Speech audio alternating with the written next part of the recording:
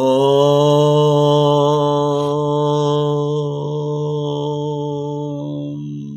గణేశాయ నమః, సరస్వత్యై నమః, శ్రీ గురుభ్యో నమః.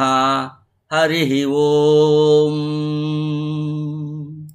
నమస్తస్యై వరాహాయ లీలాయోద్ధరతే మహీం ఖురమధ్యగతో యస్య మేరు ఖణఖణాయతే. జ్ఞానప్రదీపిక ఛానల్ని వీక్షిస్తున్న యూట్యూబ్ ప్రేక్షకులందరికీ జ్ఞానప్రదీపిక ఛానల్ తరఫున పాతూరి జ్ఞానేశ్వర శర్మ వరాహ జయంతి శుభాకాంక్షలు. క్రోధినామ సంవత్సరం చైత్రమాసం కృష్ణపక్ష త్రయోదశి వరాహ జయంతి. ఈ వరాహ జయంతి సందర్భంగా శ్రీమన్నారాయణుని అవతారమైన వరాహస్వామి అనుగ్రహంతో విశ్వశాంతి, లోక కళ్యాణం జరగాలని, అందరూ ఆయురారోగ్య ఐశ్వర్యములు, సుఖశాంతి సౌభాగ్యములతో వర్ధిల్లాలని ఆ వరాహస్వామిని ప్రార్థిస్తూ, ముఖ్యంగా వరాహస్వామి అవతార కథను వినటం వల్ల అనేక యజ్ఞములు చేసిన ఫలితం లభిస్తుందని పెద్దలు చెప్తారు. అలాంటి ఆ వరాహస్వామి అవతార కథ అనేక పురాణములలో, ముఖ్యంగా భాగవత మహాపురాణం, శివపురాణం, లింగపురాణం, దేవీ భాగవతం, మత్స్యపురాణం, అగ్నిపురాణం, పద్మపురాణం, ఇంకా అనేక పురాణములలో వరాహావతార కథ వివరించబడింది. ఇప్పుడు మనం ముఖ్యంగా భాగవత మహాపురాణంలో చెప్పబడిన వరాహావతార కథని తెలుసుకుందాం. ఎప్పుడెప్పుడైతే ధర్మం పతనం చెంది అధర్మం అభివృద్ధి చెందుతుందో అప్పుడు నేను నా మాయ చేత శరీరాన్ని గ్రహిస్తాను. సాధు రక్షణ, దుష్ట శిక్షణల నిమిత్తము, ధర్మ సంస్థాపన కొరకు నేను ప్రతి యుగంలోనూ అవతరిస్తూ ఉంటాను అని చెప్పిన శ్రీ మహావిష్ణువు ఆ ప్రతిజ్ఞను నెరవేర్చుట కొరకు 21 అవతారములు, అంటే 21 అవతారములు ఎత్తినట్లుగా భాగవత మహాపురాణంలో చెప్పబడింది. వాటిలో 10 అవతారాలు ముఖ్యమైనవిగా పేర్కొంటారు. వీటిని దశావతారములు అంటారు. ఈ దశావతారములలో వరాహావతారము 3వది. వరాహావతారమునకు శ్రీ వరాహమూర్తి, వరాహస్వామి, ఆది వరాహమూర్తి, యజ్ఞ వరాహమూర్తి అని కూడా పేర్లు ఉన్నాయి. తిరుమల కొండపై మొదటగా వెలిసిన స్వామి ఈ యజ్ఞ వరాహమూర్తి. వీరి అనుమతితోనే వెంకటేశ్వరులు అక్కడ నివాసము ఏర్పాటు చేసుకున్నారు. లీలామయుడైన భగవంతుని లీలలు అత్యంత విచిత్రాలు. వాటికి కారణము, రహస్యము దేవతలు, మహర్షులకు కూడా అర్థం కాదు. ఇక మనుష్యులు ఏం అర్థం చేసుకుంటారు? భగవంతుని లీలలు ఎప్పుడు జరిగినా, ఎలా జరిగినా అవి శుభప్రదములే అవుతాయి. ఆ లీలల పరిణామము కూడా శుభప్రదమే అవుతుంది. ఇప్పుడు ఇక్కడ ఎలా జరిగిందో చూద్దాం. బ్రహ్మమానస పుత్రులు సనక సనందనాదులు అంటారు. అంటే సనక, సనందన, సనత్కుమార, సనత్ సుజాతులు. ఈ నలుగురు బ్రహ్మజ్ఞానులు, దిగంబరులు. వారు చూడటానికి ఎప్పుడూ 5 సంవత్సరముల వయసు గలవారుగా కనబడుతూ ఉంటారు. ఒక పర్యాయం వీరు శ్రీ మహావిష్ణువుని దర్శించటానికి వైకుంఠం వెళ్ళారు. వైకుంఠ ద్వారపాలకులు జయ విజయులు. సనక సనందనాథులు వైకుంఠంలో 6 ద్వారాలు దాటి 7వ ద్వారము వద్దకు సమీపించారు. 7వ ద్వారము వద్ద జయ విజయులు కాపలా ఉన్నారు. వీరు సనక సనందనాథులతో ఇది సమయం కాదు, కొంతసేపు ఆగండని సనక సనందనాథులను అడ్డగించారు. విష్ణుమూర్తి దర్శనానికి వచ్చిన మమ్మల్ని అడ్డగిస్తారా అని వారికి కోపం వచ్చింది. మీరు రాక్షసులుగా పుట్టండని ఆ మహర్షులు జయ విజయులను శపించారు. మహావిష్ణువునకు అది తెలిసి సనక సనందనాథులకు దర్శనమిచ్చాడు. వారు మహావిష్ణువును తనివి తీరా దర్శించి ఆనందించి ప్రదక్షిణ పూర్వకముగా నమస్కరించి తమ నివాసాలకు వెళ్ళిపోయారు. శ్రీహరి జయ విజయులతో అనివార్యం కావటం వల్ల మీరు రాక్షస జాతిలో జన్మించవలసి వచ్చింది. నేను సర్వసమర్థుడనైనను బ్రాహ్మణ శాపాన్ని తొలగించలేను. అందువల్ల మీరు ఇక మీదట రాక్షస జాతిలో జన్మించి నాకు శత్రువులై మీ మనస్సులో ఎల్లప్పుడూ నన్నే స్మరిస్తూ నా చేతిలోనే మరణించి కొలది కాలంలో నా వద్దకు చేరుకుంటారు అని చెప్పి వైకుంఠ మందిరానికి వెళ్ళిపోయాడు. ఇప్పుడు ఈ జయ విజయులు ఎక్కడ జన్మించారు? అదే భగవంతుని లీల. ఒక పర్యాయం దక్షుని కుమార్తె అయిన దితి సంతాన ప్రాప్తికై కామాతుర అయింది. అది సాయం సంధ్యా సమయం. ఆ సమయంలో తన భర్త అయిన కశ్యప ప్రజాపతిని చేరి పుత్రుని ప్రసాదించమని ప్రార్థించింది. ఆ సమయంలో కశ్యపుడు యజ్ఞశాల యందు పాయసమును ఆహూతులుగా సమర్పిస్తూ శ్రీహరిని ఆరాధిస్తున్నాడు. ఇది సాయం సంధ్యా సమయం. ఈ సమయంలో శంకరుడు ప్రమథగణములతో సంచరిస్తూ ఉంటాడు.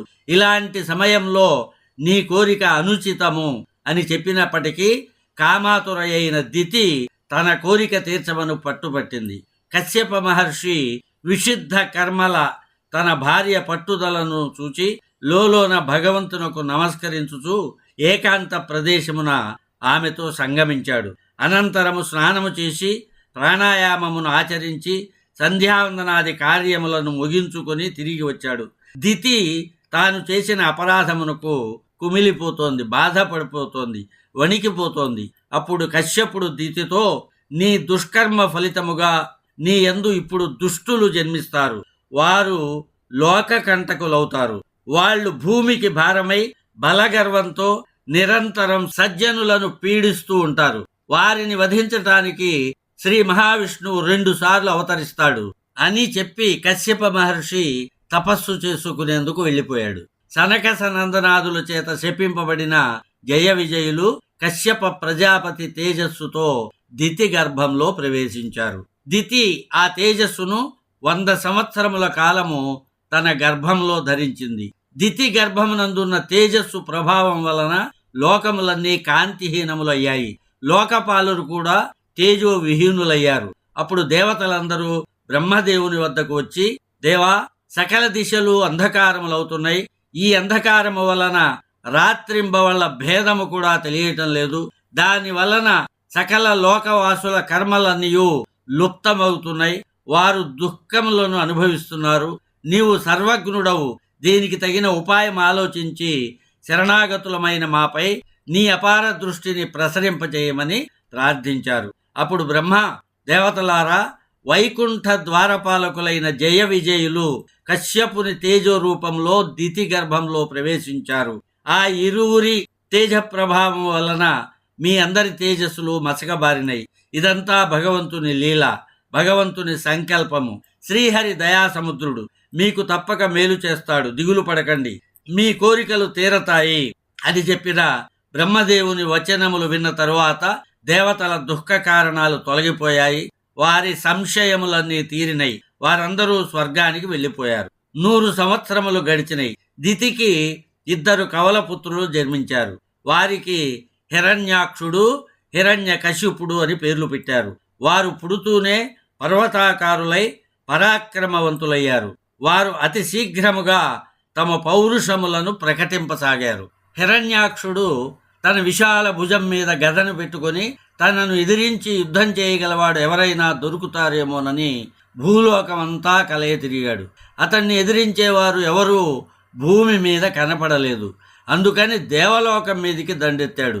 దేవతలందరూ స్వర్గం వదిలి పారిపోయారు. సముద్రంలోకి ప్రవేశించాడు. జలాధిపతి వరుణుడు, ఆయన సైన్యాలు హిరణ్యాక్షుణ్ణి చూస్తూనే పారిపోయారు. సముద్రంలో శత్రువుల కోసం వెతుకుతూ వరుణుడు పాలించే విభావరి అనే పట్టణానికి వెళ్ళాడు. వరుణుణ్ణి చూచి వ్యంగ్యంగా ఇలా అన్నాడు, నీవు దిక్పాలకుడవు, మిక్కిలి ఖ్యాతి వహించిన రాజువు, అనేక మంది మదోన్మత్తులైన రాజులను అణచిన వాడవు, దైత్యులను దానవులను జయించి రాజసూయ యాగమును చేశావని విన్నాను, నాతో యుద్ధము చేయమని కోరాడు. ఈ విధంగా హిరణ్యాక్షుడు తనను కవ్వింపగా వరుణుడు శత్రువు జయశీలతను, వృద్ధిని, బలాన్ని, తన బలాన్ని బేరీజు వేసుకున్నాడు. దానవునితో యుద్ధం చేయటానికి ఇది తగిన సమయం కాదని అనుకున్నాడు. తనలో పెళ్ళుబికిన రోషాన్ని తన బుద్ధిబలం చేత అణుచుకొని అతనితో ఇలా అన్నాడు, సోదరా, ఇప్పుడు నాలో యుద్ధం చేయవలనే తలంపు లేదు. దైత్యరాజా, రణవిద్యలలో ఆరితేరి నిన్ను యుద్ధంలో సంతృప్తి పరచుటకు శ్రీహరి తప్ప మరొకరు ఎవ్వరూ నాకు కనబడటం లేదు. కాబట్టి నీవు ఆయన వద్దకు వెళ్ళు, ఆయన నీ కోరికను తీర్చగలడు అని చెప్పాడు. అంత హిరణ్యాక్షుడు ఆ శ్రీహరిని నేడే ఎదిరిస్తాను అని వైకుంఠానికి బయలుదేరాడు. అలా వెళ్తుండగా దోవలో నారద మహర్షి ఎదురయ్యాడు. నారదుని ద్వారా శ్రీహరి వైకుంఠంలో లేడని, భూభారాన్ని ధరించటానికి ఆది వరాహ రూపంలో రసాతలంలో ఉన్నాడని తెలియచేశాడు. అది విని దైత్యుడు మండిపడ్డాడు. వెంటనే రసాతలానికి వెళ్ళాడు. భూమి రసాతలానికి ఎందుకు వెళ్ళింది? శ్రీ మహావిష్ణువు వరాహ అవతారం ఎందుకు ఎత్తాడు? ఇప్పుడు తెలుసుకుందాం.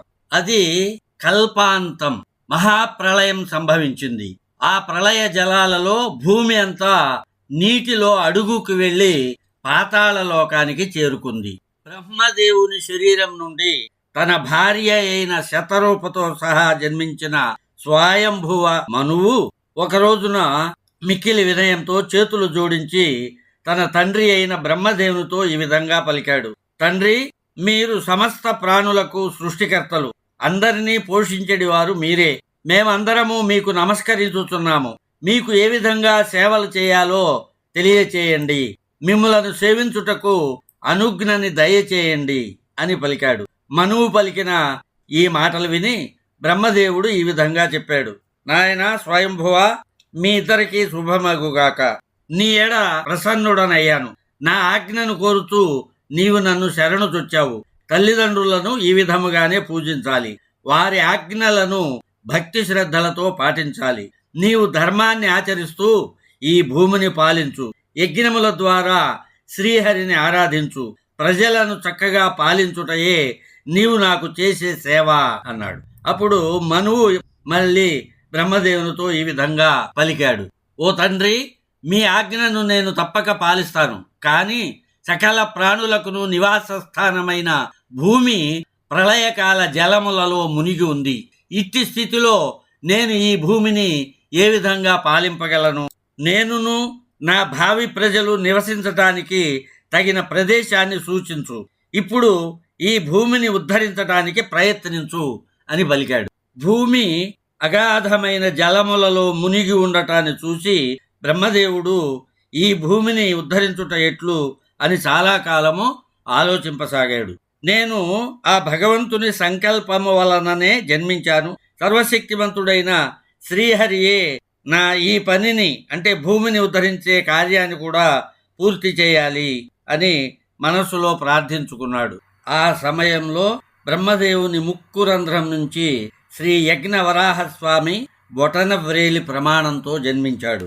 అతడి జనం ఆశ్చర్యపరవశులవుతుండగా ఒక్క క్షణకాలంలో పెద్ద ఏనుగంతగా ఎదిగాడు. అక్కడ ఉన్న మరీచి మొదలైన మహామునులు, మునికుమారులు మనువుతో కూడా శ్రీ యజ్ఞ వరాహస్వామి వారిని చూచారు. బ్రహ్మదేవుని నాసికా రంధ్రంలో నుంచి బయటికి వచ్చిన వరాహ శిశువు మనం చూస్తుండగానే బొటన వ్రేలంతది ఒక్క క్షణంలోనే మహిమ ఉట్టిపడుతుండగా ఏనుగంత అయింది. చాలా పెద్ద ఎత్తైన కొండంత అయింది. ఇలాంటి ఆశ్చర్యం ఎక్కడైనా ఉందా అని చర్చించుకున్నారు.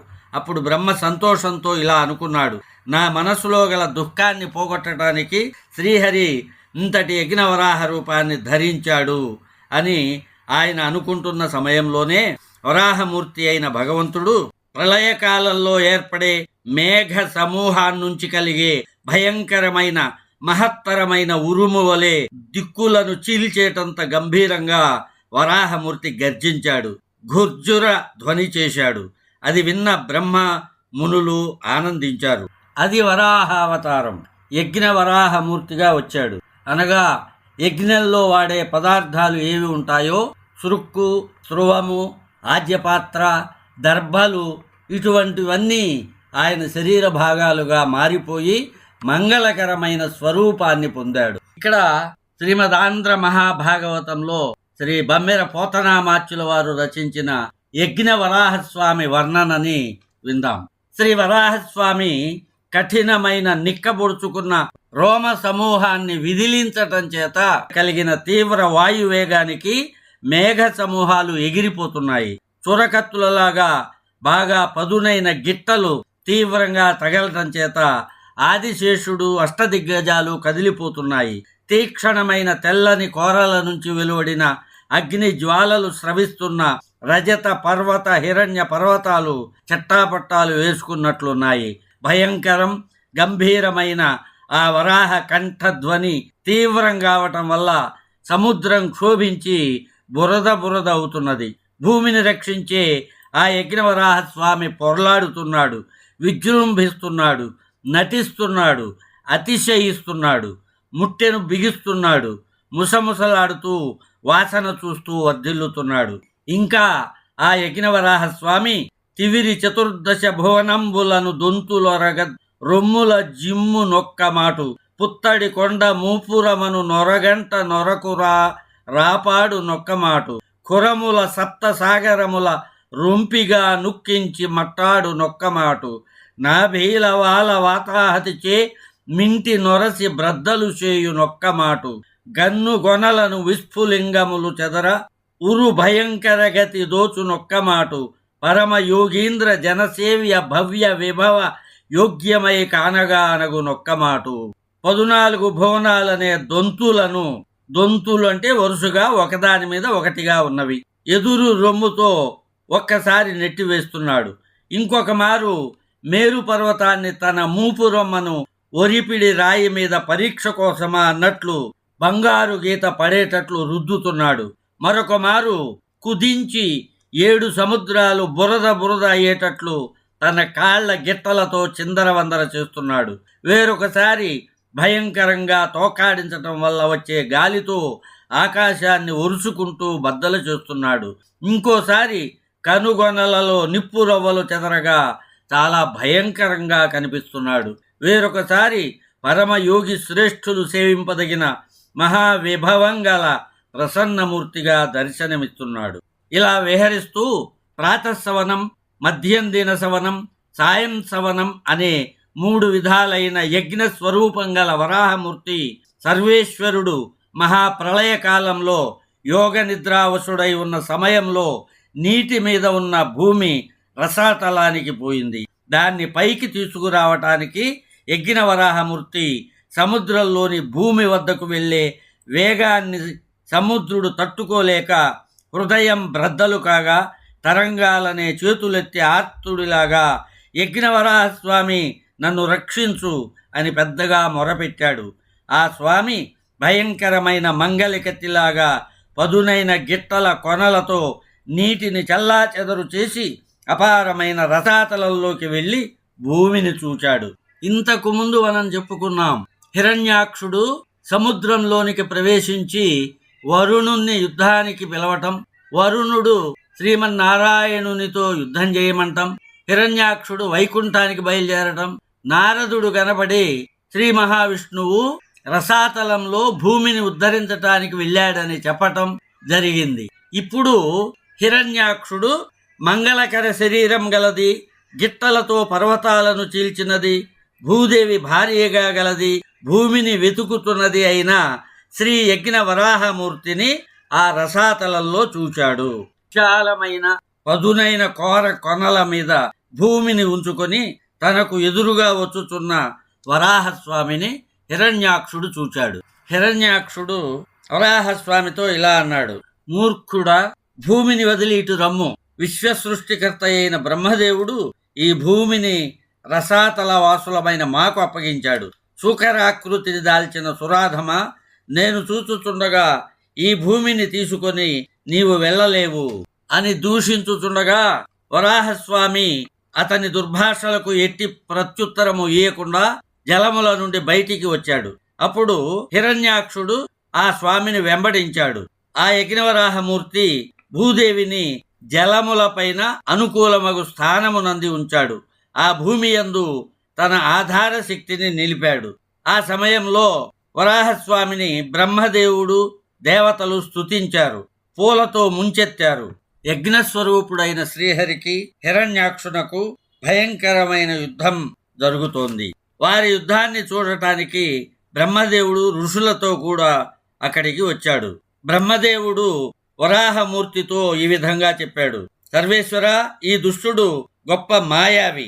ఇతడు భయంకర రాక్షసుడు. సంధ్యా సమయమైనచో రాక్షసుల బలం పెరుగుతుంది. కనుక సంధ్యావేళ కాకముందే నీవు నీ యోగమాయను స్వీకరించి ఈ దుర్మార్గుణ్ణి చంపివేయుము. సంధ్యా సమయము సమీపించుచున్నది.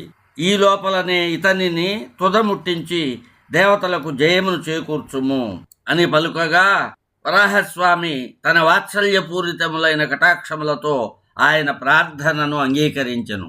పురుషోత్తముడు తన సుదర్శన చక్రమును స్మరించెను. వెంటనే భీకరమైన ఆ సుదర్శన చక్రము భగవంతుని చేతికి చేరి తిరుగుసాగింది. హిరణ్యాక్షుడు వరాహస్వామిపై గదను శూలములను ప్రయోగించాడు. వరాహస్వామి తన సుదర్శన చక్రము చేత వాటిని తునాతునకలు చేశాడు. మహామాయావి అయిన ఆ దైత్యుడు శ్రీహరిపై పెక్కు మాయలను ప్రయోగించాడు. శ్రీహరి తన సుదర్శన చక్రమును ప్రయోగించి ఆ ఆసురీ మాయలను నాశనమునర్చాడు. చివరకు శ్రీహరి హిరణ్యాక్షుని యొక్క కణతపై, చెవి యొక్క ఆయువు పట్టుపై చేతితో కొట్టాడు. దానితో రాక్షసుడు కనుగ్రుడ్లు బయటికి రాగా నేలకూలాడు. దైత్యవీరుడు నెత్తురు కక్కుతూ వికృత రూపంతో కనుగురుడ్లు బయటకు రాగా నేల మీద పడి ప్రాణాలు విడిచాడు. ప్రాణములు కోల్పోయి ఉన్నను అతని వర్చస్సు ఏమాత్రము సన్నగిల్లలేదు. అప్పుడు వారు శ్రీమన్నారాయణుని చేతిలో మృతుడగుట నిజముగా ఇతని అదృష్టము, ఇట్టి మరణము ఎవరికి లభించును అని ప్రశంసించారు. అతడు శ్రీహరి చేత దెబ్బతిని శ్రీహరి ముఖం చూస్తూ మరణించాడు. ఈ రాక్షసరాజు ఎంత అదృష్టవంతుడో కదా అని ఆశ్చర్యపడి దేవతలు, మునులు శ్రీహరిని స్తుతించారు. ఆ స్తోత్రాలకు స్వామి సంతోషం చెందాడు. ఈ మంగళకరమైన ఆనందం కలుగగా ఆయన ప్రసన్న దృష్టితో అందరినీ చూశాడు. తరువాత ఆయన వైకుంఠానికి వెళ్ళాడు. ఆ మహోత్సవానికి సూచనగా ఆకాశంలో దేవదుందుభులు మ్రోగాయి అమోఘంగా. భూమి మీద పూలవాన కురిసింది. హోమాగ్నికుండాలు చక్కగా ప్రజ్వరిల్లాయి. సూర్య చంద్ర బింబాలు సహజంగా ప్రకాశంతో వెలుగొందాయి అని ఈ పుణ్య చరిత్రాన్ని బ్రహ్మ దేవతలకు చెప్పాడు. దాన్ని మైత్రేయుడు విదురుడికి చెప్పాడు. దానిని ప్రసిద్ధమయ్యేటట్లు శుకయోగి పరీక్షిత్తుకు నిర్మల బుద్ధితో చెప్పాడు అని సూతుడు శౌనకాది మునులకు ఆత్మీయతతో చెప్పాడు. పవిత్రమైన ఈ చరిత్రను విన్నా చదివిన మానవులకు శ్రీహరి పదభక్తి, ఈ లోకంలో పరలోకంలో సుఖాలు కీర్తి కలుగుతాయి. యజ్ఞవరాహస్వామి యొక్క ఈ అవతార కథను వినిన చదివిన అనేక యజ్ఞములు చేసిన ఫలితము లభిస్తుంది. ఇప్పుడు భక్త జయదేవ రచించిన దశావతార స్తోత్రములోని వరాహ అవతారానికి సంబంధించిన భాగాన్ని భక్త జయదేవ సినిమాలో ఘంటసాల మాస్టర్ గారు పాడిన దాన్ని విందాం. వసతి దర్శన శిఖరే ధరణి తవలగ్న శశిని కళంక కలేవని మగ్న కేశవాదృత సూకర రూప జయ జగదీశ హరే జయ జగదీశ హరే. సాంప్రదాయంగా వస్తున్న ఒక దశావతార స్తోత్రం ఉన్నది. దానిలోని వరాహ అవతారానికి సంబంధించిన శ్లోకాన్ని విందాం. భోచోరకహర పుణ్యమతే క్రోడోద్ధృత భూదేవ హరే క్రోడాకార శరీర నమో భక్తంతే పరిపాలయ మాం నామస్మరణ ధన్యోపాయం నహి పశ్యామో భవతరణే రామ హరే కృష్ణ హరే తవ నామ వదామి సదా నృహరే. తెలుగువారి శతకాలలో ముఖ్యంగా కృష్ణ శతకం, దాశరథి శతకం, నారాయణ శతకం, అలాగే తెలుగు సాహిత్యములలో శ్రీకృష్ణదేవరాయలు రచించిన ఆముక్తమాల్యద, తెనాలి రామకృష్ణ కవి రచించిన పాండురంగ మహత్యములలోనూ ఇంకా ఇతర సాహిత్య గ్రంథాలలో దశావతారములు పద్య రూపములలో వర్ణింపబడినవి. ఇక్కడ ముఖ్యంగా మనం కృష్ణ శతకం, దాశరథి శతకం, నారాయణ శతకములలోని ఆ దశావతారముల పద్యములలో వరాహావతారమునకు సంబంధించిన పద్యములను విందాం. ముందుగా శ్రీకృష్ణ శతకములోని పద్యాన్ని విందాం. ఆది వరాహుడవై నీవా ధనుజు హిరణ్యనేత్రుహతు చేసి తగన్ మోదమున సురలు అగడగా మేదిని వడి గొడుగునెత్తి మెరసితి కృష్ణ. కృష్ణ, నీవు మొదట వరాహమూర్తివై ఆ రాక్షసుడగు హిరణ్యాక్షుడను వానిని వధించి తగునట్లు భూమిని వేగముగా గొడుగు వలె పైకెత్తి ప్రకాశించితివి. దాశరథి శతకములోని వరాహావతార పద్యం. ధారుని చాప చుట్టిన వితంబున గైకొని హేమనేత్రుడ వారిధిలో నడాగినను వాని వధించి వరాహమూర్తివై ధారుని దొంటి కైవడిని దక్షిణ శృంగమునన్ ధరించి నిస్తారమునర్చితీవే కదా దాశరథి కరుణాపయోనిధి. దశరథరామ, హిరణ్యాక్షుడనే రాక్షసుడు భూమిని చాపచుట్టగా చుట్టి ఎత్తుకొని సముద్రంలోనికి వెళ్ళి దాచుకొనగా నీవు వానిని సంహరించి వరాహ రూపాన్ని ధరించి కుడి పంటి కోరతో ఎత్తుకొని వచ్చి మునుపటి వలె చాపగా వెడల్పుగా చేసినది నీవే కదా. నారాయణ శతకంలోని వరాహావతార పద్యం. భీమాకార వరాహమై భువనముల్ భీతిల్లి కంపింప ఉద్దామూర్విన్ గునిపోయి నీర నిధిలో దాగున్న గర్వాంధునిన్ హేమాక్షాసురు వీకదాకి జయలక్ష్మిన్ గారవింపంగ నీ భూమిన్ దక్షిణ దంష్ట్రనెత్తిన నిను పూజింతు నారాయణ. ఓ నారాయణ, హిరణ్యాక్షుడు గర్వాంధుడు లోకాలన్నీ గడగడ వణుకుతుండగా సర్వసస్యాలచే ఒప్పియున్న విశాల భూమిని తీసుకొని పోయి సముద్రంలో దాచుకొన్నాడు. అప్పుడు నీవు భయంకరమైన వరాహ రూపాన్ని దాల్చావు. ఆ రాక్షసునితో పోరాడి విజయం సాధించావు. వాడి అయిన నీ కొమ్ముతో ఈ భూదేవిని ఉద్ధరించావు. కాబట్టి నిన్ను సర్వదా పూజిస్తాను.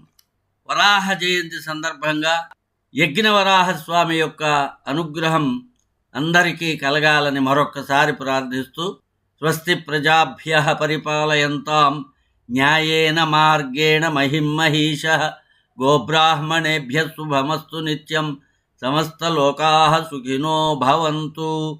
ఓం శాంతి శాంతి శాంతి.